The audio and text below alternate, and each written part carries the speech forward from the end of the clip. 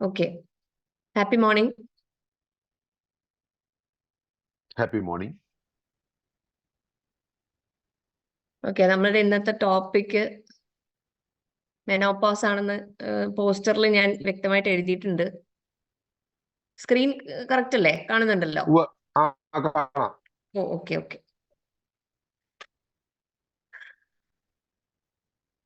Okay, അപ്പോ മെനോപോസിനെ പറ്റി എത്ര പേർക്ക് അറിയാം? അല്ലെങ്കിൽ കുറച്ചു പേർക്കൊക്കെ അറിയാം മെനോപോസ് എന്താണെന്നുള്ളത്. അപ്പൊ അത് മാനേജ് ചെയ്യുന്നതിനുള്ള ബുദ്ധിമുട്ടുകള്, അതിനെക്കുറിച്ചുള്ള ഒരു എന്താ പറയാ അവയർനെസ് ആണ് ഉദ്ദേശിക്കുന്നത്. അതുകൊണ്ട് നമ്മുടെ HHI കൊണ്ട് നമുക്ക് എങ്ങനെ അത് മെയിൻറ്റെയിൻ ചെയ്യാം അല്ലെങ്കിൽ മാനേജ് ചെയ്യാം എന്നതാണ് നമ്മൾ ഇന്നത്തെ സെഷൻ കൊണ്ട് ഞാൻ ഉദ്ദേശിക്കുന്നത്. ഇത് മാറുന്നുണ്ടല്ലോ അല്ലേ? സ്ലൈഡ് ചേഞ്ച് ആയല്ലോ. Okay okay. അപ്പൊ നമുക്ക് ഈ സ്ലൈഡില് നമുക്ക് കാണാം പല പല പ്രായത്തിൽ പല ഭാവങ്ങളിലുള്ള സ്ത്രീകളുടെ എക്സ്പ്രഷൻസ് ഒക്കെയാണ് നമ്മൾ കാണുന്നത്. അപ്പൊ മെനോപോസ് മെയിൻലി സ്ത്രീകൾക്ക് സംഭവിക്കുന്ന ഒരു നാച്ചുറൽ ആയിട്ടുള്ള ഒരു പ്രതിഭാസമാണ്. ആർത്തവ വിരാമം എന്നതാണ് മെനോപോസിന്റെ അർത്ഥം. ഇതൊരു സ്വാഭാവിക ശാരീരിക പ്രക്രിയയാണ്. തുടർച്ചയായിട്ട് 12 മാസത്തോളം മെൻസസ് വരാതിരിക്കുമ്പോഴാണ് മെനോപോസ് എന്നൊരു പ്രതിഭാസത്തിൽ സ്ഥിരീകരിക്കപ്പെടുന്നത്. ഇപ്പൊ 40കളിലോ 50കളിലോ ആണ് ഇത് സംഭവിക്കുന്നത്. അപ്പൊ എല്ലാ സ്ത്രീകളും ഒരേപോലെയല്ല ഇതിലൂടെ കടന്നു പോകുന്നത്. ഇതിന്റെ ലക്ഷണങ്ങൾ പലരിലും പല രീതിയിലാവാം. ഇത് മാനേജ് ചെയ്ത് പോകേണ്ട ഒരു പ്രതിഭാസമാണ്. അതിന് പല മാർഗങ്ങളുണ്ട്. പ്രധാനമായും ഹോർമോൺ തെറാപ്പിയാണ് ഡോക്ടർമാർ സ്വീകരിക്കുന്ന രീതി. നമ്മുടെ ജീവിത രീതിയും ഭക്ഷണ രീതിയും ഒന്ന് മാറ്റി പിടിച്ചു കഴിഞ്ഞാൽ കുറെയൊക്കെ നമുക്ക് ഇങ്ങനെയുള്ള തെറാപ്പീസ് ഒന്നും ചെയ്യാതെ തന്നെ നമുക്ക് മുമ്പോട്ട് പോകാൻ സാധിക്കും. ഇനി നമുക്ക് സ്റ്റേജസ് ഓഫ് മെനോപോസ് ഒന്ന് നോക്കാം. സ്റ്റേജസ്, അപ്പൊ പൂർണ്ണമായ ആർത്തവ വിരാമം ആണ് മെനോപോസ് എന്ന് പറഞ്ഞു. അതല്ലാതെ എന്തെങ്കിലും മെഡിക്കൽ കണ്ടീഷൻ കാരണമായിട്ടോ അല്ലെങ്കിൽ ഒരു സർജിക്കൽ പ്രൊസീജിയർ വഴി യൂട്രസ് അല്ലെങ്കിൽ ഓവറീസ് നീക്കം ചെയ്തുകൊണ്ടോ ഈ മെനോപോസ് സംഭവിക്കാം. ആർത്തവം നിന്നു പോകാം. അപ്പൊ സ്വാഭാവിക വിരാമം ആണെങ്കിൽ അതിന് 3 ഘട്ടങ്ങളുണ്ട്. അവ ഏതൊക്കെയാണെന്ന് നോക്കാം. ഫസ്റ്റ് ഓഫ് ഓൾ, ഇതിൽ നിങ്ങൾക്ക് ഈ സ്ലൈഡിൽ കാണാം early menopause, onset of menopause before 45 years. പിന്നെ പെരി മെനോപോസ് എന്ന പീരിയഡിലേക്ക് കടക്കും. 40 to 50 ഇയേഴ്സ് ആണ് അതിൻ്റെ ഒരു പീരിയഡ്. അപ്പൊ മെനോപോസ് ഒരു 1 ഇയർ സൈക്കിളാണ്. 1 ഇയർ നമ്മുടെ മെൻസസ് വരാതെ 12 മാസം തുടർച്ചയായിട്ട് വരാത്തൊരവസ്ഥ ഈ ഒരു ഇതിൽ നിങ്ങൾക്ക് കാണാൻ പറ്റും ഈ സ്ലൈഡിൽ കൃത്യമായിട്ട്. പെരി മെനോപോസ് എന്താണ്? അല്ലെങ്കിൽ മെനോപോസ് ട്രാൻസിഷൻ എന്ന് പറയും.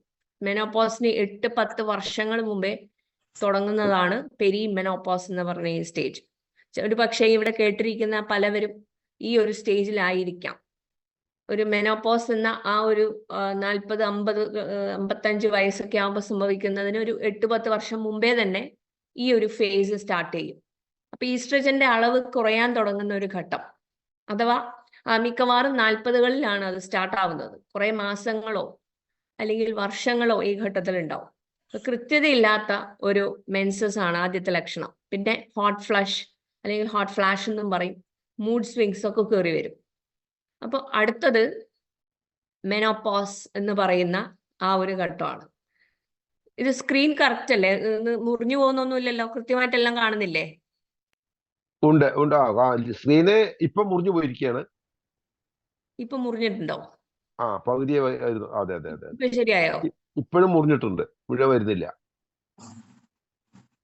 അത് ശരി, ഒരു മിനിറ്റ്. ഇപ്പൊ കാണുന്നുണ്ടോ? കറക്റ്റ് അല്ലേ? കുഴപ്പമില്ലല്ലോ. അത് എഴുത്ത് പകുതി വരുന്നത്. ഓക്കെ ഓക്കെ ഓക്കെ, ശരി ശരി. എന്റെ ഫോണിൽ എന്റെ പ്രശ്നം ഉണ്ട്. ഓക്കെ ഓക്കെ ഓക്കെ, കറക്റ്റ് അല്ലേ? കറക്റ്റ്. Okay okay.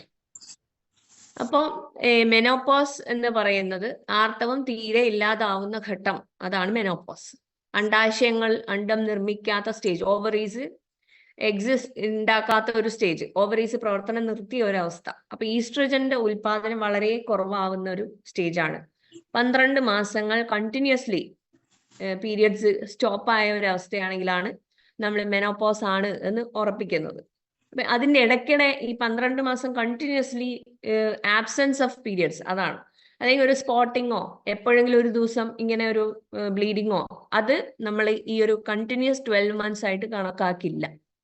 അപ്പോൾ കണ്ടിന്യൂസ്ലി ഒരു സ്പോട്ടിങ് പോലും ഇല്ലാതെ ഒരു 12 months ടുഗെദർ ആയിട്ട് വരുമ്പോഴാണ് മെനോപോസ് ആയി എന്ന് നമ്മൾ തീരുമാനിക്കുന്നത്. പെരിമെനോപോസ് സ്റ്റേജ് ആണെന്ന് നമുക്ക് മനസ്സിലാക്കാം. അതിന് അല്ലെങ്കിൽ ഇടയ്ക്കിടെ എന്തെങ്കിലും നമ്മൾ ഇനിയും പെരിമെനോപോസ് സ്റ്റേജിലാണുള്ളതെന്ന് മനസ്സിലാക്കാൻ പറ്റും. മെനോപോസ് ഒരു പോയിന്റ് ഓഫ് ടൈം ആണ്, ഒരു ഘട്ടം മാത്രമാണ്, ഒരു വ്യക്തമായിട്ട് നിർവചിക്കപ്പെട്ട അവസ്ഥയാണ്. ഒരു സ്ത്രീ ഇതേ സ്റ്റേജിൽ തുടരുന്നില്ല എന്നുള്ളതാണ് അതിന്റെ ഒരു വാസ്തവം. പോസ്റ്റ് മെനോപോസ് ആണ് last stage, post menopause. Okay, അപ്പോ പോസ്റ്റ് മെനോപോസ് എന്ന് പറഞ്ഞാൽ മെനോപോസിന് ശേഷമുള്ള സ്റ്റേജ് ആണ് പോസ്റ്റ് മെനോപോസ്. അപ്പൊ ബാക്കിയുള്ള ജീവിതം മുഴുവൻ ഈ സ്റ്റേജിലാണ് മുമ്പോട്ട് പോകുന്നത്.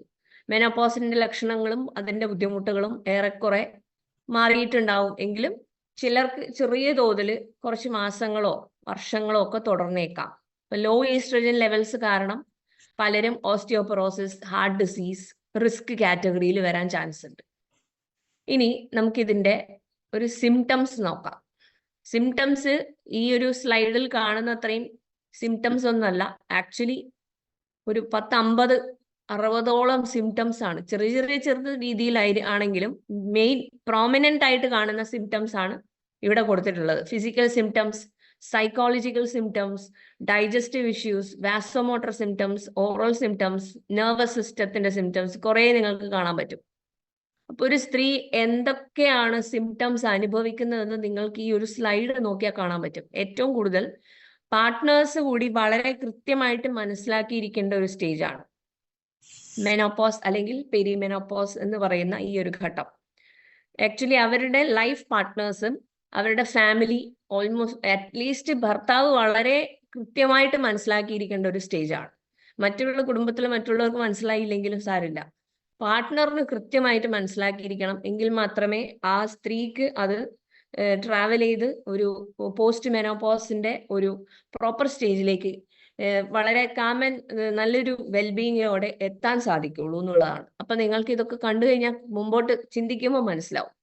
ഫിസിക്കൽ സിംറ്റംസിൽ ഇവിടെ hair loss, weight gain, brittle nails, vaginal dryness, sleep disorders, മുടി കൊഴിച്ചില്, വണ്ണം കൂടുക, നഖങ്ങൾ പെട്ടെന്ന് പൊട്ടിപ്പോവുക, വെജൈനൽ ഡ്രൈനസ് ഉണ്ടാവുക, സ്ലീപ്പ് ഡിസോർഡർ, ശരിക്കും ഉറങ്ങാൻ പറ്റാതിരിക്കുക. അപ്പോൾ ഇങ്ങനെ ഒരുപാട് ലക്ഷണങ്ങൾ ഉണ്ടാവും. അത് മെയിൻ ആയിട്ട് കാണുന്നത് ഇറഗുലർ പീരിയഡ്സ് ആണ്. ഇറഗുലർ പീരിയഡ്സ് ആണ് ആദ്യത്തെ സൈൻ. ആർത്തവ ദിനങ്ങളുടെ എണ്ണം ഒരുപക്ഷെ കൂടുകയോ ദിവസങ്ങളുടെ എണ്ണം കുറയുകയോ ചെയ്തേക്കാം. അല്ലെങ്കിൽ ബ്ലീഡിങ് കൂടുകയോ ബ്ലീഡിങ് കുറയുകയോ ചെയ്തേക്കാം. നോർമൽ ആയിട്ടുള്ള ഒരു സിംറ്റം ആണ്. പക്ഷെ ചില ഇറഗുലാരിറ്റീസ് ശ്രദ്ധയിൽ പെട്ടു കഴിഞ്ഞാൽ ശരിക്കും അത് ശ്രദ്ധിക്കേണ്ട ഒരു കേസാണ്. അതായത് ഈ മെൻസസ് അടുപ്പിച്ചുണ്ടാവുക, അതായത് അറ്റ്ലീസ്റ്റ് 21 ഡേയ്സിന്റെ ഗ്യാപ്പ് ഇല്ലാതെ അതിനു മുമ്പേ ഇങ്ങനെ റിപ്പീറ്റ് ചെയ്തുകൊണ്ടിരിക്കുക എന്നുള്ളത് അങ്ങനെ ഉണ്ടെങ്കിൽ അത് ശ്രദ്ധിക്കേണ്ട ഒരു കേസാണ്. മെൻസസ് അടുപ്പിച്ചിട്ടുണ്ട്, വളരെ ശക്തമായിട്ടുള്ള ബ്ലീഡിങ്, അത് ഇത്തിരി കൂടുന്നത് ഓക്കെയാണ്. അല്ലാതെ വളരെ ശക്തമായ ബ്ലീഡിങ് ഉണ്ടെങ്കിൽ അത് ശ്രദ്ധിക്കേണ്ട കേസാണ്. മെൻസസിന്റെ ഇടയിൽ ആ ഗ്യാപ്പിന്റെ ഇടയിൽ സ്പോട്ടിങ്സ് ഉണ്ടാവുക എന്ന് വെച്ചാൽ ഇടയ്ക്കിടയ്ക്ക് ഇങ്ങനെ ബ്ലഡിന്റെ സ്പോട്സ് പോവുക. അങ്ങനെ ഉണ്ടെങ്കിൽ അത് ശ്രദ്ധിക്കണം. ഒരാഴ്ചയിൽ കൂടുതൽ മെൻസസ് നീണ്ടു നിൽക്കുകയാണെങ്കിൽ അത് ശ്രദ്ധിക്കേണ്ട കേസാണ്. ഒരു വർഷത്തെ ഇടവേളയ്ക്ക് ശേഷം പെട്ടെന്ന് മെൻസസ് ഉണ്ടാവുക, ഇങ്ങനെയുള്ള ലക്ഷണങ്ങൾ ഉണ്ടെങ്കിൽ അത് മെനോപോസ് സ്റ്റേജിൽ എത്തിയിട്ടില്ല. അത് നമ്മൾ ഡോക്ടറെ കാണിക്കേണ്ട ഒരു കേസാണ്, ടെസ്റ്റുകൾ ആവശ്യപ്പെടുന്ന കേസാണ്. പിന്നെ ഏറ്റവും കൂടുതലായിട്ട് അനുഭവിക്കുന്നത് ഹോട്ട് ഫ്ലാഷ് അല്ലെങ്കിൽ ഹോട്ട് ഫ്ലഷ് എന്ന് പറയും. ഹോട്ട് ഫ്ലഷ് എന്ന് പറഞ്ഞു കഴിഞ്ഞാൽ പെട്ടെന്ന് ഉണ്ടാകുന്ന ഒരു ചൂട്, അരയ്ക്ക് മുകൾ ഭാഗത്തോ അല്ലെങ്കിൽ ശരീരം മുഴുവനോ ചൂട് അനുഭവപ്പെടുക, മുഖത്തും കഴുത്തും ചുവന്ന് തുടുക്കും, ബ്ലഷിങ് ഉണ്ടാവും, നെഞ്ചിലോ പുറത്തോ കയ്യിലോ ഒക്കെ ചുവന്ന പാച്ചസ് ഉണ്ടായേക്കാം. ശക്തിയായിട്ട് വിയർക്കുക എന്നുള്ളതാണ് മറ്റുള്ളവർക്ക് കാണാൻ കഴിയുന്ന ഒരു സിംറ്റം. അത് മണിക്കൂറിൽ പലതവണയായിട്ടോ ഒരു ദിവസത്തിൽ 1-2 തവണയോ ഒക്കെ ഉണ്ടായേക്കാം. ഇപ്പൊ മറ്റുള്ളവർക്ക് അനുഭവപ്പെടുന്ന ഒരു കാലാവസ്ഥ ആവില്ല ഹോട്ട് ഫ്ലാഷ് അനുഭവിക്കുന്നവർക്ക് ഉണ്ടാവുന്ന. ഒരു റൂമിൽ തന്നെ ഇരിക്കാൻ, എല്ലാവർക്കും ഒരുമിച്ച് ഇരിക്കാൻ ചിലപ്പോൾ ഇത് അനുഭവിക്കുന്ന ഒരു സ്ത്രീ ഉണ്ടെങ്കിൽ അത് ആ ഒരു റൂമിന്റെ ടെമ്പറേച്ചർ ഡിഫറെന്റ് ആയിരിക്കും അവർക്ക്. അപ്പൊ എങ്ങനെ നമുക്കിത് മാനേജ് ചെയ്യാമെന്ന് വെച്ച് കഴിഞ്ഞാൽ വളരെ സ്പൈസി ആയിട്ടുള്ള ഫുഡ് ഒഴിവാക്കുക, കഫെയിൻ ഡ്രിങ്ക്സ് ഒഴിവാക്കുക. ഇവ ഉപയോഗിച്ചാൽ ഹോട്ട് ഫ്ലാഷ് കൂടും. ആരോഗ്യകരമായിട്ടുള്ള ഒരു ബോഡി വെയിറ്റ് മെയിൻറ്റെയിൻ ചെയ്യുക. അമിതവണ്ണമുള്ള സ്ത്രീകൾക്ക് ഈ ഹോട്ട് ഫ്ലഷ് വളരെ സിവിയർ ആയിട്ട് അനുഭവപ്പെട്ടേക്കും. വളരെ തീവ്രത, അതിന്റെ ചൂട് വളരെ അധികമായിരിക്കും അവർക്ക്. മൈൻഡ്ഫുൾ ആയിട്ടുള്ള മെഡിറ്റേഷൻ ഹോട്ട് ഫ്ലഷ് മാനേജ് ചെയ്യാൻ സഹായകരമാണ്. വളരെ യോഗ, ധ്യാനം പോലെയുള്ള സംഗതികൾക്കൊക്കെ കുറച്ചൊക്കെ അത് ഹെൽപ്പ് ചെയ്യാൻ സാധിക്കും. പിന്നെയുള്ളത് ചിൽസ് എന്ന് പറയും. ചിൽ എന്ന് പറഞ്ഞാൽ ഹോട്ട് ഫ്ലഷിന്റെ പോലെ ചിൽസ് ഉണ്ടായേക്കാം. ഭയങ്കര തണുപ്പ് അനുഭവപ്പെടുക, ജസ്റ്റ് ഓപ്പോസിറ്റ് ആണ്. കുളിര് അനുഭവപ്പെട്ടേക്കാം, വിറയല് പോലെയൊക്കെ ഉണ്ടാവും, തണുത്ത് വിറയ്ക്കുക, അങ്ങനത്തെ ഈ ഒരു ടെമ്പറേച്ചർ ഡിഫറൻസ് ഫീൽ ചെയ്യുന്നത് ഈ മെനോപോസ് സ്റ്റേജിൽ പോകുന്ന, ഈ ട്രാൻസിഷൻ സ്റ്റേജിൽ ഉണ്ടാവുന്ന മെയിൻ ആയിട്ടുള്ള ഒരു പ്രശ്നമാണ്. ചിലവർക്ക് ഈ ചൂട് കാലത്ത് മറ്റുള്ളവർക്ക് ഉഷ്ണിക്കുന്ന പോലെ ആയിരിക്കില്ല, ഇവർക്ക് കുറച്ച് അധികം, വളരെ അധികം ഉഷ്ണിക്കും. തണുപ്പുള്ള കാലാവസ്ഥയാണെങ്കിലും ഈ മെനോപോസ് സ്റ്റേജിലുള്ള സ്ത്രീകൾക്ക് ഭയങ്കരമായിട്ട് ചൂട് അനുഭവപ്പെടും. അവർ ഫാനൊക്കെ ഇട്ടിരിക്കും, AC കൂട്ടും. അപ്പൊ കൂടെയുള്ള ഒരുമിച്ച് ആ റൂമിൽ നിൽക്കുന്നവർക്ക് അത് ഭയങ്കര ബുദ്ധിമുട്ട് തോന്നും. അവിടെ അങ്ങനത്തെ ഉള്ള കുറച്ച് ക്ലാഷസ് ഒക്കെ ഉണ്ടാവാൻ ചാൻസ് ഉണ്ട്. അതാണ് ഞാൻ പറഞ്ഞത്, പാർട്ട്നേഴ്സ് വളരെ കൃത്യമായിട്ട് മനസ്സിലാക്കണം എന്ന്. പിന്നെ നൈറ്റ് സ്വെറ്റ്സ് എന്നാൽ ഹോട്ട് ഫ്ലഷ് അതിശക്തമായിട്ട് ഉണ്ടാവുന്നതാണ് നൈറ്റ് സ്വെറ്റ്സ്. വേർത്ത് കുളിച്ച് ഉറക്കത്തിന്റെ ഇടയിൽ ചാടി എണീക്കുക. ഒരു 30 സെക്കൻഡോ അല്ലെങ്കിൽ 10 മിനിറ്റ് ഒക്കെ നീണ്ടു നിൽക്കുന്ന നൈറ്റ് സ്വെറ്റ്സ് ഉണ്ടാവാം. അപ്പൊ രാത്രി വേർത്ത് കുളിച്ചു ഉണരുക. അപ്പൊ വേർത്ത് കുളിച്ചു ഉണരുന്നത് എപ്പോഴും മെനോപോസിന്റെ സിംറ്റം ആവണമെന്നില്ല. രാത്രിയൊക്കെ വേർത്ത് കുളിച്ച് എണീക്കുന്നത് വളരെയധികം ഷുഗർ ഡ്രോപ്പ് ആയി പോയാൽ സംഭവിക്കാം. അല്ലെങ്കിൽ ഹാർട്ട് റിലേറ്റഡ് ഇഷ്യൂസിനും സ്വെറ്റ് ചെയ്ത് എഴുന്നേക്കുന്ന മറ്റു ഡിസ്കംഫേർട്സ് അതിനൊപ്പം ഉണ്ടാവും. അപ്പൊ നമുക്കത് തിരിച്ചറിയാൻ സാധിക്കും ഹാർട്ട് റിലേറ്റഡ് ആയിട്ടുള്ള ഇഷ്യൂസ് ആണെങ്കിൽ. പക്ഷെ ചിലപ്പോൾ ഈ ഷുഗർ വല്ലാതെ അങ്ങ് ഡ്രോപ്പ് ആയി കഴിഞ്ഞാൽ വല്ലാതെ ശരീരം വേർത്ത് കുളിക്കും എന്നുള്ളത് ഒരു ലക്ഷണമാണ്. അപ്പോൾ ഈ ഒരു ഏജിൽ നിൽക്കുന്ന സ്ത്രീകൾക്ക്, ഇങ്ങനെ ഷുഗറിന്റെ പ്രശ്നങ്ങളുള്ളവർ ആ ഒരു കാര്യം കൂടെ മനസ്സിൽ ഓർക്കണം. പിന്നെ സ്ലീപ്പ് പ്രോബ്ലംസ്, ഇൻസോംനിയ, ഉറക്കം ശരിയാവാതെ ഇരിക്കുക, ഭയങ്കര സ്ലീപ്പ് ഡിസ്റ്റർബൻസസ് ആയിരിക്കും. എപ്പോഴും നല്ല രീതിയിൽ ഉറങ്ങിക്കൊണ്ടിരുന്ന വ്യക്തികൾ ഒരു പെട്ടെന്ന് ഒരു കാലഘട്ടം ആകുമ്പോഴേക്കും ഉറക്കം വരാതെ കഷ്ടപ്പെടുന്നതൊക്കെ നമുക്ക് കാണാൻ സാധിക്കും. മൂഡ് ചേഞ്ചസ്, അതാണ് ഫാമിലിയിലെ മൊത്തം ബാധിക്കുന്ന ഒരു പ്രശ്നമാണ് ഈ മൂഡ് സ്വിങ്സ്. സൈക്കോളജിക്കൽ സിംറ്റം ആണത്. കൂടുതലായിട്ട് മൂഡ് ഓഫ് ആയ അവസരങ്ങൾ ഉണ്ടാവും. വല്ലാത്തൊരു അസ്വസ്ഥത അവർക്ക് ഫീൽ ചെയ്യും. കാരണമില്ലാത്ത, അവർക്ക് തന്നെ അറിയില്ല എന്തിനാണ് മൂഡ് ഓഫ് ആവുന്നതെന്ന് അവർക്ക് തന്നെ മനസ്സിലാവില്ല. ചെറിയ കാര്യങ്ങൾക്ക് പോലും വളരെയധികം ഇറിറ്റേറ്റഡ് ആയിട്ട് എക്സ്പ്രസ് ചെയ്യുക. അല്ലാത്ത വൈകാരിക വ്യതിയാനങ്ങൾ ഉണ്ടാവും, ഇമോഷണൽ ഇംബാലൻസസ് ഉണ്ടാവും. അവർക്ക് തന്നെ അറിയില്ല അത് എന്തിനാണ്. പെട്ടെന്ന് ചൂടാവുക, പെട്ടെന്ന് സങ്കടം വരിക, വെറുതെ ഇരുന്ന് കരയുക, ഇങ്ങനെയുള്ള കുറെ. ഇതെല്ലാവർക്കും ഒരുപോലെ ഉണ്ടാവണമെന്നില്ല. ചിലപ്പോൾ ഈ ഒരു സിംറ്റം ഇല്ലാത്ത സ്ത്രീകളും ഉണ്ടാവും. പക്ഷെ കൂടുതലും സൈക്കോളജിക്കൽ സിംറ്റംസ് കണ്ടുവരുന്നുണ്ട് എന്നുള്ളത് സർവേയിൽ കണ്ടെത്തിയ ഒരു കാര്യമാണ്. ഫാമിലിയിൽ മറ്റുള്ളവരെ പോലും ബാധിക്കുന്ന ഒരു സിറ്റുവേഷൻ ആണിത്, ഇല്ലേ? പെട്ടെന്ന് നമ്മളെ കുടുംബത്തിലെ സ്ത്രീകൾ അപ്സെറ്റ് ആവുക, പെട്ടെന്ന് അവരുടെ പെരുമാറ്റത്തിൽ വ്യത്യാസം ഉണ്ടാവുക. അവർ കാം ആൻഡ് ക്വൈറ്റ് ആയിരുന്ന സ്ത്രീകളൊക്കെ പെട്ടെന്ന് ചെറിയ ചെറിയ കാര്യങ്ങൾക്ക് ഇറിറ്റേറ്റഡ് ആവുക, ഷൗട്ട് ചെയ്യുക. കുട്ടികളാണ് ഏറ്റവും കൂടുതൽ ഇത് പേറുന്നത്. അതായത് കുടുംബത്തിലെ പല കാര്യങ്ങളും, അവസ്ഥകളും, കുട്ടികളുടെ കാര്യങ്ങൾ, പ്രായമായ മാതാപിതാക്കൾ നോക്കാനുണ്ടെങ്കിൽ ആ കാര്യങ്ങൾ, ഇതൊക്കെ വിഷാദ രോഗത്തിന്റെ ഒരു മെഡിക്കൽ ഹിസ്റ്ററി ഉള്ളവരൊക്കെ ഉണ്ട്. ഇമോഷണൽ പ്രോബ്ലംസും അല്ലാതെ അധികമായിരിക്കും. ഇപ്പൊ മാനസിക പിരിമുറുക്കം, സ്ട്രെസ് ഒക്കെ വല്ലാതെ ഉണ്ടാവും, ആങ്സൈറ്റി ഉണ്ടാവും. കുടുംബത്തിലെ മറ്റുള്ളവർ വളരെയധികം ശ്രദ്ധിക്കേണ്ട, ഒരു മാനസിക പിന്തുണ കൊടുക്കേണ്ട ഒരു സമയം കൂടിയാണ്. മനസ്സിലാക്കി പെരുമാറേണ്ട ഒരു സമയമാണ് മെനോപോസ്. പ്രത്യേകിച്ച് ഞാൻ പറഞ്ഞ പോലെ ലൈഫ് പാർട്ട്നേഴ്സ്, കുട്ടികൾക്കും നന്നായി ഇത് പറഞ്ഞ് മനസ്സിലാക്കി അവരെ കൂടി ഇതിലേക്ക് ഇൻകോർപ്പറേറ്റ് ചെയ്യിക്കുക, അവരെ മാനേജ് ചെയ്യുന്നതിൽ. ഇപ്പൊ പങ്കാളികളും മക്കളും കാര്യം അറിയാതെ ഇരുന്നു കഴിഞ്ഞാൽ കുടുംബത്തിൽ സമാധാനം എന്ന് പറഞ്ഞ സംഗതിയിൽ ഇടി, ബഹളം, പ്രശ്നങ്ങൾ, കുടുംബത്തിൽ അസ്വാരസ്യം, എന്താ പറയുക, ടെൻഷൻ, ഇതൊക്കെ ഉണ്ടാവാൻ ഈ ഒരു സ്റ്റേജിൽ ഇതൊക്കെ സ്വാഭാവികമായിട്ട് ഉണ്ടാവുന്ന കാര്യമാണ്. അടുത്തത് വെയിറ്റ് ഗെയിൻ അല്ലെങ്കിൽ സ്ലോ മെറ്റബോളിസം, അതുണ്ടാവും. ഈ സമയത്ത് ശരീരത്തിന്റെ ഭാരം കാര്യമായ വ്യത്യാസം ഉണ്ടാവും. ഭാരം കൂടുന്നത് പൊതുവെ ആണ് കണ്ടുവരുന്ന. ഭാരം കൂടുക ചെയ്യുക. ഉപാപചയ പ്രവർത്തനങ്ങൾ, അതായത് മെറ്റബോളിക് മെറ്റബോളിക് ഫങ്ഷൻസ്, അത് വളരെ സ്ലോ ആവും. പിന്നെ മുടി കൊഴിച്ചില്, ഡ്രൈ സ്കിൻ, ഇതൊക്കെയാണ് വേറെയുള്ള പ്രശ്നങ്ങൾ. പിന്നെ അവരുടെ ശരീരത്തിന്റെ ആകൃതിയിൽ തന്നെ ഒരു ചേഞ്ച് വരും. അതായത് മാറിടം ഒക്കെ ആണെങ്കിൽ ഇടിഞ്ഞ് ഇങ്ങനെ sagging breast, loss of fullness മറ്റൊരു ലക്ഷണമാണ്. വെജൈനൽ ഡ്രൈനെസ്, അത് പുരുഷന്മാർ ശ്രദ്ധിക്കേണ്ട മറ്റൊരു പ്രധാന ലക്ഷണം. കുറച്ച് ഇന്റിമേറ്റ് ആയിട്ടുള്ള ഒരു കാര്യങ്ങളാണ്. വെജൈനൽ ഡ്രൈ ആകുന്നത് മെനോപോസിന്റെ ട്രാൻസിഷനിൽ ഇമ്പോർട്ടൻ്റ് ആയിട്ടുള്ളൊരു സിംറ്റം ആണ്.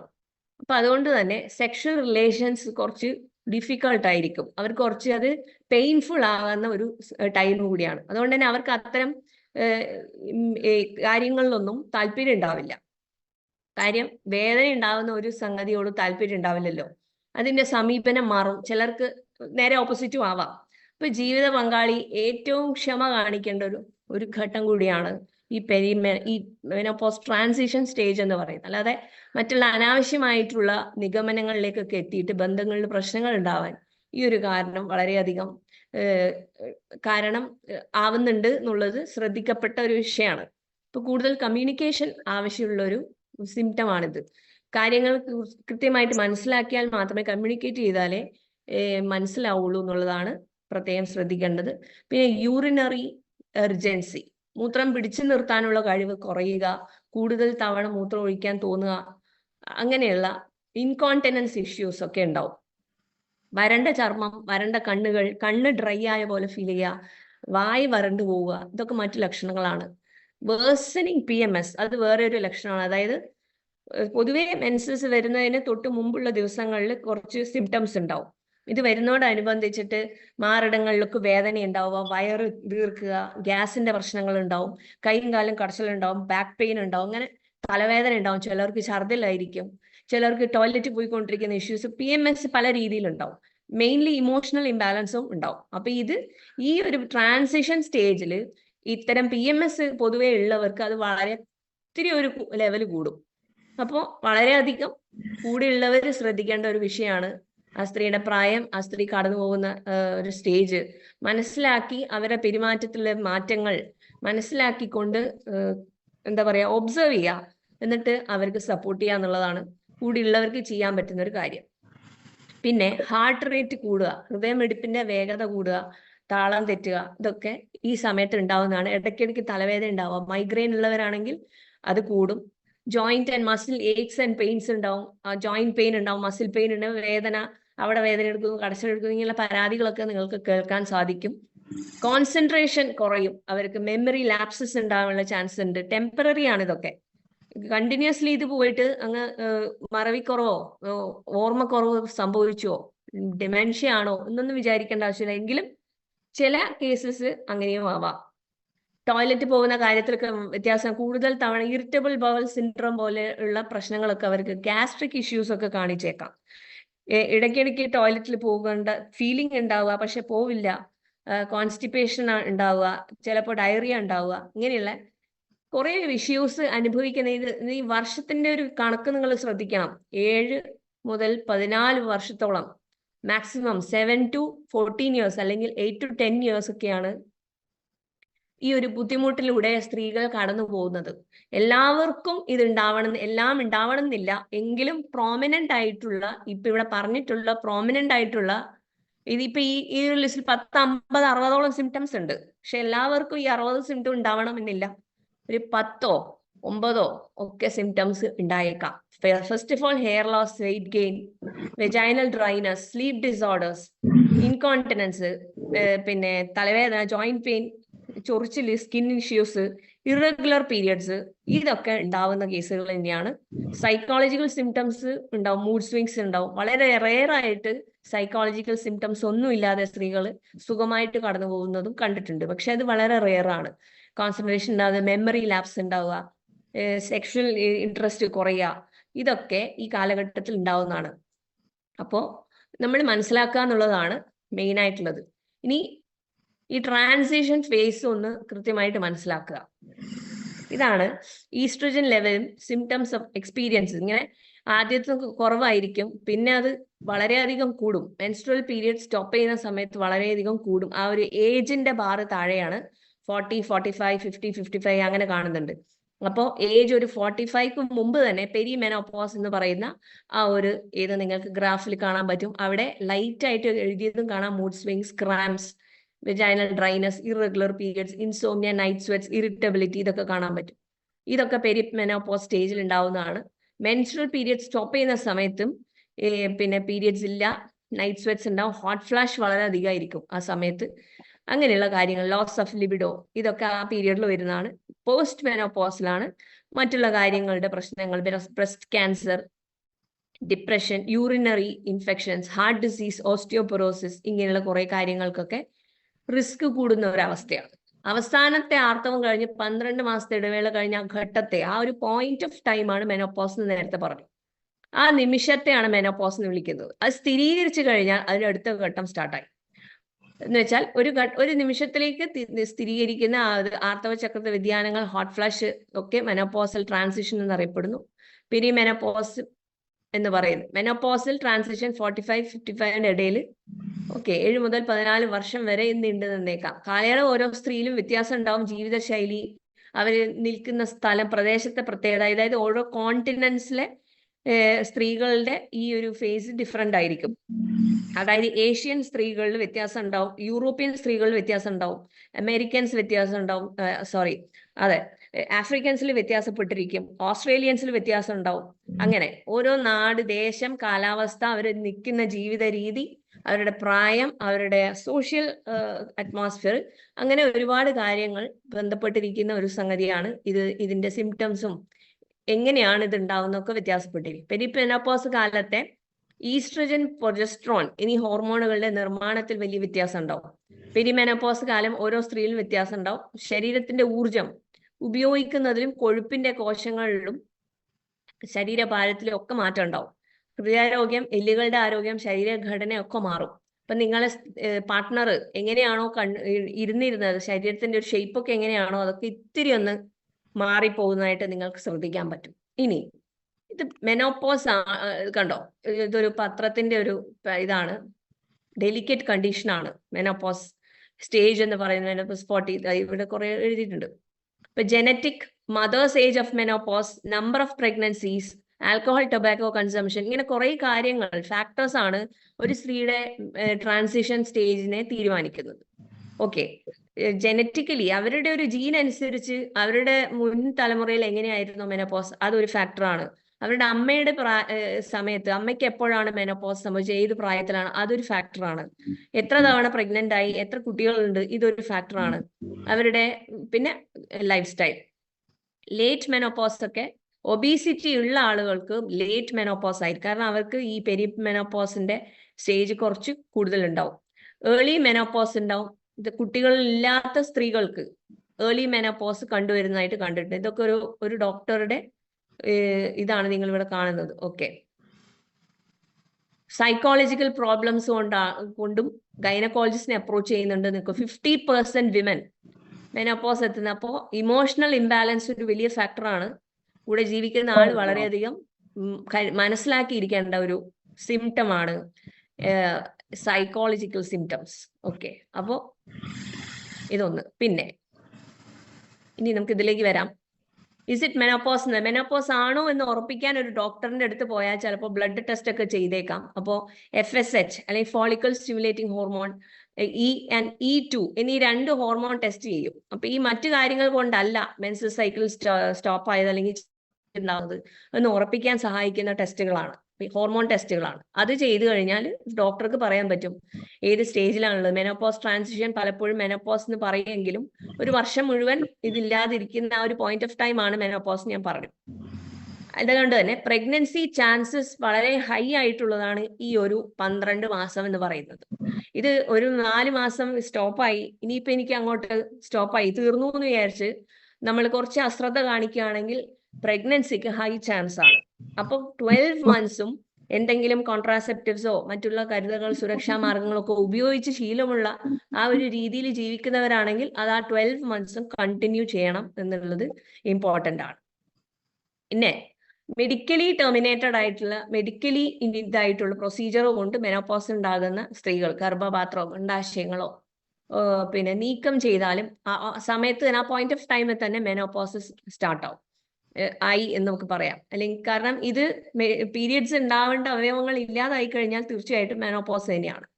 അപ്പൊ അവിടെ ഹോർമോൺ റീപ്ലേസ്മെന്റ് തെറാപ്പി ചെയ്യാത്തവർക്ക് മെനോപോസ് സിംറ്റംസ് ഒക്കെ ഉണ്ടാവും. ഹോർമോൺ റീപ്ലേസ്മെന്റ് തെറാപ്പിക്കൊന്നും പോകേണ്ട ആവശ്യമില്ല, അതിലേക്ക് വരുന്നുണ്ട്. മെനോപോസിന് ശേഷം പോസ്റ്റ് മെനോപോസ് എന്ന ഘട്ടത്തിൽ അവൻ പിന്നീട് മുമ്പോട്ട് ജീവിക്കാന്ന് പറഞ്ഞു കഴിഞ്ഞു. അപ്പൊ ഈ സമയത്ത് ഹാർട്ട് ഡിസീസ്, ഓസ്റ്റിയോപൊറോസിസിനൊക്കെ ഹൈ ചാൻസസ് ആണ്. അതുകൊണ്ട് തന്നെ ആരോഗ്യകരമായ ഭക്ഷണശീലം, ജീവിത രീതിയൊക്കെ വളരെ ഇമ്പോർട്ടന്റ് ആണ്. ആവശ്യത്തിന് കാൽസ്യം ഉറപ്പുവരുത്തണം. എല്ലുകളുടെ ആരോഗ്യത്തിന് വളരെ ഇമ്പോർട്ടന്റ് ആണ്. ഭക്ഷണത്തിൽ സോയാബീൻസ്, കടല, പരിപ്പ്, ഫ്ലാക്സ് സീഡ്, ധാന്യങ്ങള്, ബീൻസ്, പഴങ്ങള്, ഓക്കെ, പച്ചക്കറികള്, പയറുവർഗ്ഗങ്ങൾ, ഇതൊക്കെ ധാരാളം ഉൾപ്പെടുത്തി അങ്ങനത്തെ ഒരു ഡയറ്റ് നമ്മൾ കൊണ്ടു നടക്കണം. ഓരോ സ്ത്രീയും മെനോപോസ് ട്രാൻസിഷൻ വ്യത്യാസമായിട്ടുണ്ടാവും എന്ന് നേരത്തെ പറഞ്ഞപ്പോൾ ബെസ്റ്റ് സൊല്യൂഷൻ എന്നും പറഞ്ഞ ഒരു ഒറ്റമൂലിയൊന്നും ഇതിനില്ല. പക്ഷെ പല രീതിയിൽ ഇതിനെ മാനേജ് ചെയ്യാം.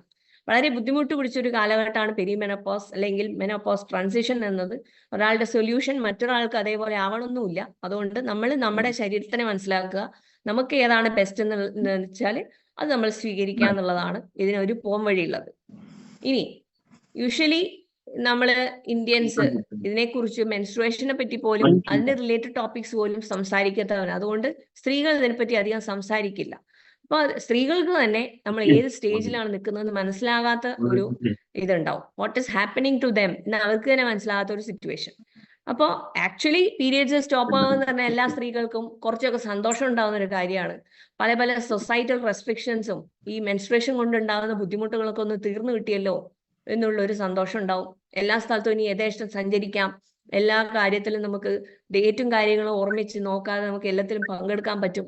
ഒരു റെസ്ട്രിക്ഷൻ ഇല്ലാത്ത ആണുങ്ങളെ പോലെ ഫ്രീ ആയിട്ട് നമുക്ക് എല്ലാ സ്ഥലത്തും പോകാൻ, വരാം, നിൽക്കാം, ഇരിക്കാം ഒക്കെ. അങ്ങനെ ഒരു ഹാപ്പിനെസ് ഫീൽ ചെയ്യുന്ന ഒരു സംഗതിയാണ് മെനോപോസ്. യെറ്റ് ഈ ട്രാൻസിഷൻ ഫേസ് അധികം സംസാരിക്കാത്ത ഒരു സംഗതിയാണ്, മനസ്സിലാക്കാത്ത ഒരു സ്റ്റേജും കൂടിയാണ്. ഹെൻസ് അവർ ഒരുപാട് issues personally and health wise, emotionally, family wise ഒക്കെ അനുഭവിക്കുന്ന ഒരു സ്റ്റേജാണ്. അപ്പോൾ ഹോർമോൺ റീപ്ലേസ്മെന്റ് തെറപ്പി ആയിരിക്കും ഡോക്ടർ പറയാം, അല്ലെങ്കിൽ non steroidal medications, antidepressants പോലെയുള്ള. കാരണം ഇമോഷണൽ ഇംബാലൻസ് ആണ്, ഡിപ്രഷൻ ആണെന്നൊക്കെ തെറ്റിദ്ധരിച്ച് ആന്റി ഡിപ്രസൻസ് ഒക്കെ കൊടുക്കുന്ന ഒരു സ്റ്റേജ്. അപ്പൊ മെഡിക്കേഷൻസ് ഒരുപാട് കാലം ഉപയോഗിക്കുന്നത് ശരീരത്തിന് കേടാണ്, പ്രത്യേകം പറയേണ്ട കാര്യമില്ല. അപ്പോൾ ബെസ്റ്റ് റെമഡി എന്താണ്? പിന്നെ ഈ മെനോപോസ് ഓവർ മെഡിക്കലൈസ്ഡ് ബോൺസ് ലാൻസെറ്റ് എന്ന് പറയുന്ന ഒരു സ്ലൈഡ് നിങ്ങൾ കുറച്ചു നേരമായി കണ്ടുകൊണ്ടിരിക്കുകയാണ്. കാരണം മെനോപോസ് ഒരു നാച്ചുറൽ പ്രോസസ്സാണ്. ഇത് ശരീരത്തിന് സംഭവിക്കുന്ന ഒരു ആരോഗ്യ പ്രശ്നമല്ല. ഇത് വളരെ നാച്ചുറൽ ആയിട്ടുള്ള പീരിയഡ്സിനെ എങ്ങനെയാണോ നമ്മൾ കാണുന്നത് അതേപോലെ, ഇപ്പൊ ഡോക്ടേഴ്സ് ഒക്കെ പീരിയഡ്സിനൊക്കെ ആ രീതിയിൽ തന്നെയാണല്ലോ കാണുന്നത്. അതേപോലെ മെനോപോസിനെ അവര് വളരെ ഒരു മരുന്നുകളുടെ സപ്പോർട്ട് ഇല്ലാതെ മുമ്പോട്ട് പോകാൻ പറ്റില്ല എന്നൊക്കെ പറയുന്ന ഒരു സംഗതിയാണ്. അപ്പോൾ ഇത് വളരെയധികം കമേഴ്ഷ്യലൈസ് ചെയ്യപ്പെടുന്ന ഒരു ഫേസ് ഓഫ് ലൈഫ് കൂടിയാണ്. അപ്പോൾ ഇതിലേക്ക് അടിമപ്പെടാതിരിക്കാൻ ശ്രദ്ധിക്കുക എന്നുള്ളതാണ് ഒരു സർവേ പറയുന്നത്. ഇനി ഏറ്റവും സേഫസ്റ്റ് ആയിട്ടുള്ള മെത്തേഡ് എന്താണ്? നമുക്ക് നമ്മുടെ HHI നാച്ചുറൽ സപ്ലിമെന്റ്സ് ഇവിടെ റെഡിയാക്കിയിട്ടുണ്ട്. അത് എന്തൊക്കെയാണെന്ന് നമുക്കൊന്ന് നോക്കാം. അപ്പോൾ ഇവിടെ Narishakti capsules, first of all, Nutrimax advanced ആ ഒരു ഡ്രിങ്ക്, പിന്നെ ലേബറി ജ്യൂസ്, ഈ 3 സംഗതികൾ ഉണ്ടെങ്കിൽ നമുക്ക് ഇത് സുഖമായിട്ട് കടന്നു പോകാൻ സാധിക്കും. ഇനി എങ്ങനെയാന്ന് വെച്ച് കഴിഞ്ഞാൽ നാരീശക്തി ഫീമെയിൽ വെൽബീങ്, നാരീശക്തി നമുക്ക് തരുന്നത് ഫീമെയിൽ വെൽബീങ് ആണ്. വളരെ നല്ല രീതിയിലുള്ള ഒരു ഇമോഷണൽ ബാലൻസ് നമുക്ക് കിട്ടും. പിന്നെ മെനോപോസൽ സിംറ്റംസ് എന്തെങ്കിലുമൊക്കെ അനുഭവിക്കുന്നുണ്ടെങ്കിൽ ആ സിംറ്റംസ് കുറയാൻ സഹായിക്കുന്ന ഇൻഗ്രീഡിയൻസ് ആണ് ഇതിലുള്ളത്. നമ്മുടെ കോഗ്നിറ്റീവ് ഫങ്ഷൻ, മാനസികമായിട്ടുള്ള നമ്മുടെ ബുദ്ധിപരമായ ഇന്റലിജന്റ് വൈസുള്ള കഴിവുകൾ, നേരത്തെ പറഞ്ഞു കോൺസെൻട്രേഷൻ പോവുക, ഫോക്കസ് ഇല്ലാതിരിക്കുക, മെമ്മറി ലാപ്സ് ഉണ്ടാവുക, ഓർമ്മക്കുറവ്, ഇങ്ങനെയുള്ള മെന്റൽ ക്ലാരിറ്റി പോവുക, ഇങ്ങനെയുള്ള സംഗതികളൊക്കെ കൈകാര്യം ചെയ്യാൻ പറ്റുന്ന വണ്ടർഫുൾ ആയിട്ടുള്ള ഇൻഗ്രീഡിയൻസ് ആണ് നാരീശക്തിയിലുള്ളത്. അപ്പോൾ കോഗ്നിറ്റീവ് ഫങ്ഷൻ കൂടും, മെമ്മറി കൂടും, മെന്റൽ ക്ലാരിറ്റി അതേപോലെ മെയിൻറ്റെയിൻ ചെയ്യാനൊക്കെ, ഫോക്കസ് ഒക്കെ മെയിൻറ്റെയിൻ ചെയ്യാൻ സഹായിക്കുന്ന ഒരു പ്രൊഡക്റ്റ് ആണ്. പിന്നെ ഇത് ആർത്തവം ഉള്ള സമയത്തെ പ്രശ്നങ്ങൾ പരിഹരിക്കാനും പോസ്റ്റ് ആ ഒരു പെരിമെനോപോസ് സ്റ്റേജ് അതിൽ നമ്മളെ സഹായിക്കാനും പോസ്റ്റ് മെനോപോസ് സ്റ്റേജിലും നമ്മളെ അതിന്റെ സിംറ്റംസ് സഹായിക്കാനും ഒരുപോലെ യൂസ് ചെയ്യാൻ പറ്റുന്ന ഒരു ക്യാപ്സ്യൂളാണ്.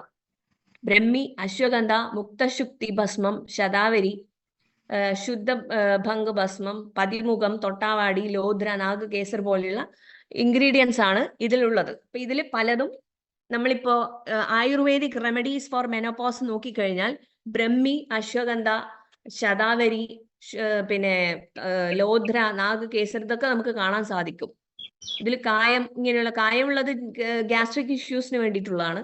അപ്പൊ ഈ സംഗതികളൊക്കെ വണ്ടർഫുൾ ആയിട്ട് മെനോപോസ് സിംറ്റംസ് മാനേജ് ചെയ്യുന്ന ഇൻഗ്രീഡിയൻസ് ആണ്. നിങ്ങൾ എടുത്ത് കീവേഡ് ഇട്ട് നിങ്ങൾ അടിച്ചു നോക്കിക്കോളൂ, നിങ്ങൾക്ക് ഇതിന്റെ ഡീറ്റെയിൽസ് ഗൂഗിളിൽ നിങ്ങൾക്ക് കാണിച്ചു തരും. അപ്പൊ നല്ലൊരു ഇമോഷണൽ ബാലൻസ്, ഹോർമോണിന്റെ ബാലൻസ്, ഇതൊക്കെ തരുന്നതാണ്. കോഗ്നിറ്റീവ് ഫങ്ഷൻ കൂടുക. ഓക്കെ, അപ്പൊ ഇനി അടുത്തത് നമ്മുടെ ന്യൂട്രിമാക്സ്. ഇതിന്റെയൊക്കെ ഞാൻ വിശദമായിട്ട് സെഷൻ എടുത്തുകൊണ്ട് ഞാൻ ഡീറ്റെയിൽ ആയിട്ട് പറയാൻ ഉദ്ദേശിക്കുന്നില്ല. അപ്പോ ന്യൂട്രിമാക്സ് നമുക്കറിയാം കംപ്ലീറ്റ് ഫുഡാണ്. ഇത് ചെറിയ കുട്ടികൾ മുതൽ പ്രായമായവർക്ക് പോലും ഒരുപോലെ അവരുടെ ആരോഗ്യം സംരക്ഷിക്കാനും ന്യൂട്രീഷൻ മെയിൻറ്റെയിൻ ചെയ്യാനും ഉത്തമമായിട്ട് ഉപയോഗിക്കാൻ പറ്റുന്ന ഒരു ഡ്രിങ്ക് ആണ്. അപ്പൊ ഇവിടെ ഇതെങ്ങനെയാണെന്ന് വെച്ച് കഴിഞ്ഞാൽ 46 വൈറ്റൽ ന്യൂട്രിയൻസ് അടങ്ങിയിട്ടുള്ള വണ്ടർഫുൾ ആയിട്ടുള്ള ഒരു പ്രോഡക്റ്റ് ആണ്. അപ്പൊ ഇത് തന്നെയാണ് ഈ ഒരു സ്റ്റേജിലും ഏറ്റവും ബെസ്റ്റ് ആയിട്ടുള്ള ഒരു സൊല്യൂഷൻ. നമ്മുടെ നല്ലൊരു ഫെർട്ടിലിറ്റി ഹെൽത്ത്, നല്ലൊരു ബോഡി മാസ് ഇൻഡെക്സ്, ഇപ്പൊ വെയിറ്റ് ഗെയിൻ ഇതിലൊരു ലക്ഷണമാണെന്ന് പറഞ്ഞു. ഇപ്പൊ ബോഡി മാസ് ഇൻഡെക്സ് പ്രോപ്പറായിട്ട് മെയിൻറ്റെയിൻ ചെയ്യാൻ സഹായിക്കുന്നു, ഹോർമോൺ ബാലൻസ് ചെയ്യാൻ സഹായിക്കുന്നു, ഹെൽത്തി സ്കിൻ, ഹെൽത്തി ഹെയർ, അപ്പൊ മുടി കൊഴിച്ചില്, വരണ്ട ചർമ്മം, ഇങ്ങനെയുള്ള പ്രശ്നങ്ങളൊക്കെ പറഞ്ഞു. അപ്പൊ അതൊക്കെ മെയിൻറ്റെയിൻ ചെയ്യാൻ, അതിനെയൊക്കെ സംരക്ഷിക്കുന്ന ന്യൂട്രിയൻസ്, വൈറ്റൽ ആയിട്ടുള്ള ന്യൂട്രിയൻസ് ഒക്കെ ഇതിലുണ്ട്. ആവശ്യത്തിനുള്ള വൈറ്റമിൻസും മിനറൽസും, പിന്നെ ഹെൽത്തി ആയിട്ടുള്ള ഹാർട്ട് മെയിൻറ്റെയിൻ ചെയ്യാൻ കോ എൻസൈം Q10 എന്ന് പറയുന്ന ഒരു ഇമ്പോർട്ടന്റ് ആയിട്ടുള്ള ഒരു ഫാക്ടർ നമ്മുടെ ഈ ഒരു ന്യൂട്രിമാക്സിൽ അടങ്ങിയിട്ടുണ്ട്. 100% calcium and vitamin D3 required percentage ആണ് 100%. അത് 100% ഇതിലുണ്ട്. നമുക്ക് ആവശ്യമുള്ള കാൽഷ്യം, ആവശ്യമുള്ള വിറ്റാമിൻ D ഒക്കെ ഇതിൽ 100% റിക്വയർഡ് അമൗണ്ടിൽ ഇതിലുണ്ട് എന്നുള്ളത് സർട്ടിഫൈഡ് ആണ്. നല്ലൊരു ബ്ലഡ് ഹെൽത്ത്, നല്ല ഹീമോഗ്ലോബിൻ സ്റ്റേറ്റസ് പ്രോപ്പർ ആവും, റെഡ് ബ്ലഡ് സെൽസിന്റെ കൗണ്ട് പ്രോപ്പർ ആയിരിക്കും.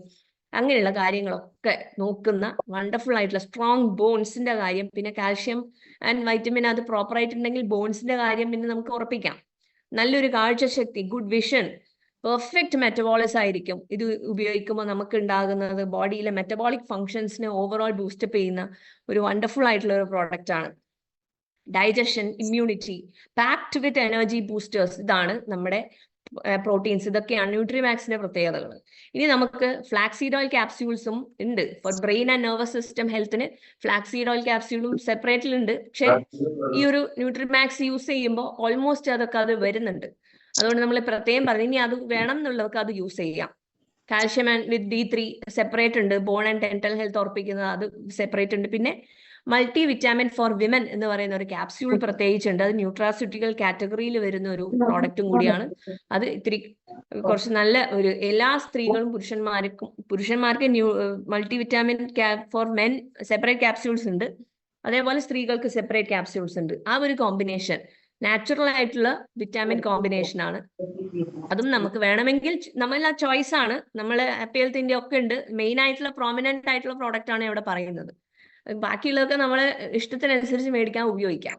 ഇനി അടുത്തത് ഏറ്റവും ഇമ്പോർട്ടന്റ് ആയിട്ടുള്ളതാണ് സീബക്തോൺ ജ്യൂസ് എന്ന് പറയുന്നത്. ഇത് സ്ത്രീകൾ തീർച്ചയായിട്ടും ഉൾപ്പെടുത്തിയിരിക്കണം.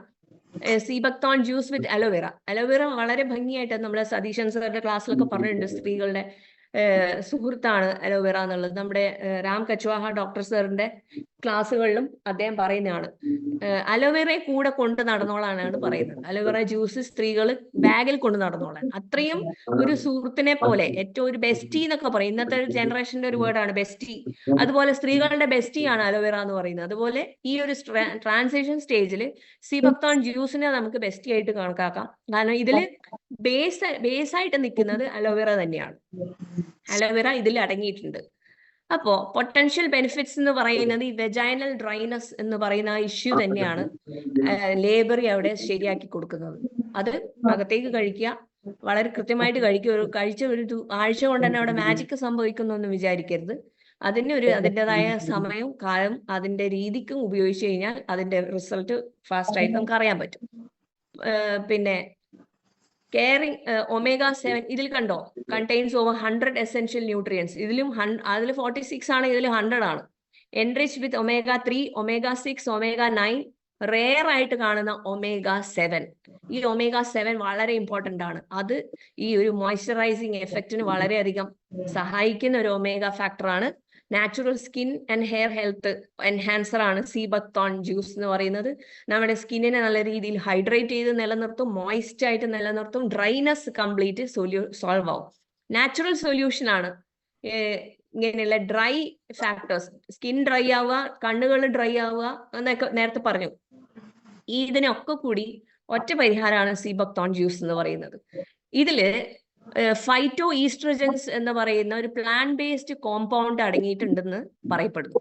ഇത് നമ്മുടെ ശരീരം ഉൽപ്പാദിപ്പിക്കുന്ന ഈസ്ട്രജൻ, ഹ്യൂമൻ ഈസ്ട്രജന്റെ സെയിം ഡിറ്റോ പ്രവർത്തനമാണ് ഇത് ചെയ്യുന്നതെന്ന് പറഞ്ഞു. അപ്പൊ ഈസ്ട്രജൻ കുറയുന്ന ഒരു കേസാണ് മെനോപോസ് എന്ന് പറയുന്ന ഒരു അവസ്ഥ. അപ്പൊ ഈസ്ട്രജനുടെ റീപ്ലേസ്മെന്റ് തെറാപ്പികളൊക്കെയാണ് ഡോക്ടേഴ്സ് യൂഷ്വലി പറയുന്ന സംഗതി. നമുക്ക് അതിന് പോകേണ്ട ആവശ്യമില്ല. അത് കഴിക്കുമ്പോൾ വളരെയധികം ആരോഗ്യത്തിന് കേടാണ്, വളരെയധികം പ്രോബ്ലംസ് അതുകൊണ്ട് ഉണ്ടാവുന്നുണ്ട്. സിന്തറ്റിക് ആയിട്ടുള്ള ഹോർമോണാണ് ഇത്. നാച്ചുറൽ ആയിട്ടുള്ള ഒരു ഫൈറ്റോ ഈസ്ട്രജൻ ആണ് ഇത്. വളരെ ഭംഗിയായിട്ട് ഹോർമോൺ റീപ്ലേസ്മെന്റ് തെറപ്പീനെ നമുക്ക് റീപ്ലേസ് ചെയ്യാം. അപ്പൊ ഇത് നമ്മൾ യൂസ് ചെയ്യാം. അലോവേറയുടെ ഒരു കൂളിംഗ് ഇഫക്റ്റ്, അതിന്റെ ഒരു സൂതിങ് പ്രോപ്പർട്ടീസ് ഇതിനെ അഡീഷണലി ഒന്നുകൂടി എൻഹാൻസ് ചെയ്യുന്നു. ഹോട്ട് ഫ്ലാഷ് എന്ന് പറയുന്ന ഒരു പ്രശ്നം, സ്കിൻ ഇറിറ്റേഷൻസ് മെനോപോസിന്റെ സമയത്ത്, അത് ഭംഗിയായിട്ട് മാനേജ് ചെയ്യാൻ ഈ ഒരു ജ്യൂസ് കൊണ്ട് നമുക്ക് സാധിക്കും.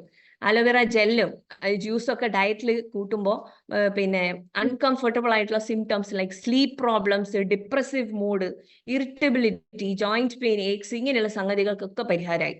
ഇനി ജോയിന്റ് ഇഷ്യൂസ് വല്ലാതെ അലട്ടുന്നുണ്ടെങ്കിൽ നമുക്ക് ഷെല്ലാക്കി ജ്യൂസും ഗ്ലൂക്കോസമൈൻ ടാബ്ലറ്റ്സും, നമുക്ക് പുറമേ പുരട്ടാനായിട്ട് ഫ്ലെക്സി ജോയിന്റ് ഓയിലും കാര്യങ്ങളൊക്കെ സെറ്റാണ് ഇവിടെ.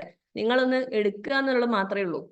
ഇനി റിയലി ഇത് മെനോപോസ് ആണോ എന്നെങ്ങനെ നമുക്ക് മനസ്സിലാക്കാൻ പറ്റും? സെയിം സിംറ്റംസ് ഡിഫറെന്റ് പ്രോബ്ലംസ് ഉണ്ട്. ഫോർ എക്സാമ്പിൾ ഇവിടെ ഒന്ന് രണ്ടെണ്ണം നമ്മൾ എഴുതിയിട്ടുണ്ട്, ഇമ്പോർട്ടന്റ് ആയിട്ട് ശ്രദ്ധിക്കേണ്ടത്. പ്രഗ്നൻസി ഉണ്ടെങ്കിൽ പീരീഡ് മിസ്സാവും. ഇനി 40 വയസ്സ് 45 വയസ്സായി പ്രഗ്നൻസി ഉണ്ടാവില്ല എന്നൊന്നും നമുക്ക് തീരുമാനിക്കാൻ സാധിക്കില്ല. അതാണ് പറഞ്ഞത്, സുരക്ഷാ മാർഗങ്ങൾ ഉപയോഗിക്കുക. ഒന്നിച്ച് ഉള്ള പാർട്ട്നേഴ്സ് ഒക്കെയാണ് സുരക്ഷാ മാർഗങ്ങൾ ഉപയോഗിക്കില്ലെങ്കിൽ ഒക്കെ തീർന്നു പോയി, ഇനിയിപ്പോ കുഴപ്പമില്ല, ചിന്തിക്കേണ്ട കാര്യമില്ല, ഓക്കെയാണ് എന്ന് വിചാരിച്ച് നമ്മൾ പെരുമാറിക്കഴിഞ്ഞാൽ ചിലപ്പോൾ പ്രഗ്നന്റ് ആവുകയാണ് ചെയ്യാം. അത് ശ്രദ്ധിക്കാം. പിന്നെ hyperthyroidism, irregular periods, hot flush, insomnia, ഈ സിംറ്റംസ് ഒക്കെ ഹൈപ്പർ തൈറോയിഡിസത്തിന്റെയും കൂടി സിംറ്റംസ് ആണ്. പീരിയഡ് മിസ്സാവുക, ശരീരം ചൂട് അനുഭവിക്കുക, ഉറക്കക്കുറവ്, ഇതൊക്കെ ഇതിന്റെയും സിംറ്റംസ് ആണ്. അപ്പൊ തൈറോയിഡ് ചെക്ക് ചെയ്യുക. പിന്നെ കൊളാജൻ വാസ്കുലർ ഡിസീസ് ഒരു ഓട്ടോ ഇമ്മ്യൂൺ ഡിസോർഡർ ആണ്. നമ്മുടെ ശരീരം ചൂടാവുക, ശരീരത്തിൽ അവിടെ ഇവിടെ വേദനകൾ, ഇതൊക്കെ കൊളാജൻ വാസ്കുലർ ഡിസീസിന്റെ ഭാഗമായിട്ടുള്ള സിംറ്റം കൂടിയാണ്.